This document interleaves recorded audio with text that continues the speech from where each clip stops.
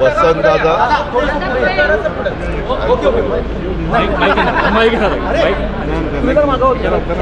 Vasantdada sugar institute याचा एक form वेगवेगळ्या ठिकाणी फार्म आहे.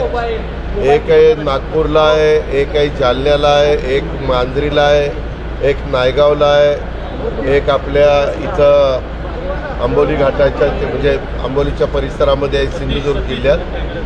तिथं मी यायचं ठरवलं होतं. आज माझ्या खो खोच्या पण स्पर्धा आहेत त्या इचलकरंजीला. मी इचलकरंजी पण कॉर्पोरेशनची मीटिंग लावलेली आहे आणि अनायशा मला पालकमंत्र्यांनी आणि मुश्रीफ साहेबांनी विनंती केलेली होती प्रकाशरावांनी की दादा तुम्ही येताय तर आमचे काही प्रश्न आहेत कोल्हापूर शहराचे आणि जिल्ह्याचे, त्याबद्दलची आढावा बैठक जर घेतली तर कुठं आम्हाला निधी पाहिजे, कुठं आम्हाला केंद्र सरकारची मदत पाहिजे, कुठं आम्हाला राज्य सरकारच्या वेगवेगळ्या विभागाची मदत पाहिजे, अशा पद्धतीनं त्यांनी प्रेझेंटेशन दिलं.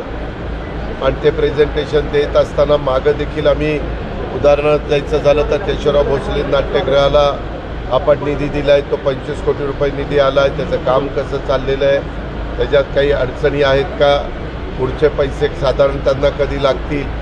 त्याच पद्धतीनं आपलं क्रीडा संकुल असेल, इथलं विभागीय क्रीडा संकुल, त्याचबरोबर इथलं क्रिकेटच्या संदर्भामध्ये तुम्हाला 35 एकर जागा इथल्या कोल्हापूर क्रिकेट असोसिएशनला पाहिजे.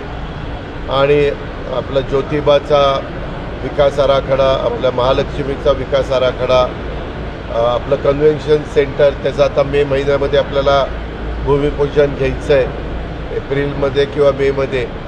त्या प्रकारे अशा अनेक वेगवेगळ्या विषयाच्या संदर्भामध्ये चर्चा. आपला नागपूर कोल्हापूर जो रोडचं काम चाललेलं आहे तिथले काही प्रश्न थोडेसे आहेत, ते प्रश्न कसे आपल्याला सोडवता येतील अशा पद्धतीनं आपल्या इथं पालक सचिव देवरा आहेत, ते माझ्याकडेच ACS प्लॅनिंग म्हणून काम करतात आणि ह्या सगळ्याच्या बद्दलचा आढावा यांना साधारण वर्षभरात कुठल्या कामाकरता किती निधी लागणार आहेत आणि यंदा अर्थसंकल्पात त्यांना किती निधी मिळालेला आहे. DPDCमध्ये देखील कुठं काही त्यांना कट लागू नये आणि त्यांना गाड्या पाहिजे होत्या. खरं मागच्याच वेळेस सांगितलेलं होतं.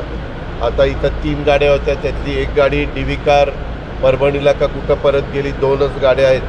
त्याच्यामुळं एखाद दुसरे मंत्री दौऱ्यावर आले किंवा शासनाचे कोण प्रतिनिधी किंवा न्यायाधीश वगैरे तर वाहनाची गरज आहे म्हणून 5 वाहनं त्यांनी मागितलेले.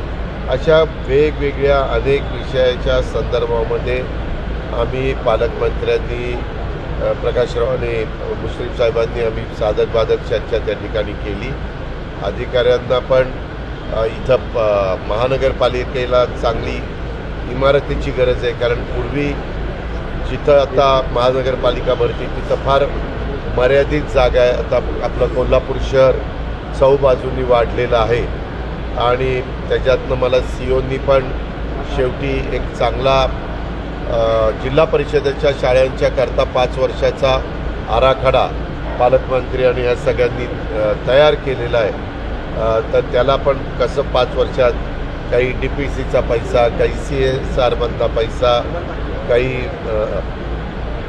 वेगवेगळ्या निधीतनं ते प्रयत्न करतायत आणि उत्तम प्रकारच्या शाळा आणि त्यांचे टॉयलेट ब्लॉक कसे होतील आणि दर्जेदार ज्ञान त्यांना कसं देता येईल अशा पद्धतीच्या अनेक गोष्टींचा गेले साधारण 2 तास आम्ही चर्चा केली आणि एकंदरीत चर्चा समाधानकारक झालेली आहे. त्याच्यातून पुढं कसं जायचं काही गोष्टींमध्ये मला मुख्यमंत्र्यांची पण चर्चा करावी लागणार आणि आमचे उपमुख्यमंत्री एकनाथराव शिंदेसाहेबांशी पण चर्चा करावी लागणार आहे. आणि माझा जो अनुभव आहे की काही प्रश्न असे असतात की त्यांच्यापर्यंत न्यावे लागतात, त्यावेळेस त्यांचाही सकारात्मक दृष्टिकोन असतो, कुठली काही अडचण नसते. या पद्धतीनं आपल्या कोल्हापूरचं विमानतळाच्या बद्दल आपल्याला धावपट्टी वाढवायची आणि धावपट्टी वाढवल्या नाईट लँडिंग आता सुरू झाले, परंतु धावपट्टी वाढवल्यानंतर 2 रोड, एक स्टेट हायवे आहे आणि दुसरा पण एक रोड आहे तो पण जरा बाहेरनं घ्यावा लागतोय, नवीन आपलं वाढ करतोय तिथं, तर त्यालाही काही निधी लागतो. काही ठिकाणी ब्रिज झालेत परंतु भराव राहिलेला आहे. तिथं ॲक्विजिशन केलं आहे पण दोन्ही बाजूला भराव करायचा आहे, त्याला काहीतरी 10-1 कोटी रुपये लागतात. अशा अनेक गोष्टींच्यावर चर्चा झालेली आहे. मी आता सगळी सांगत बसत नाही आणि ती चर्चा करून मी आता माझ्या इचलकरंजीच्या कार्यक्रमात चाललो.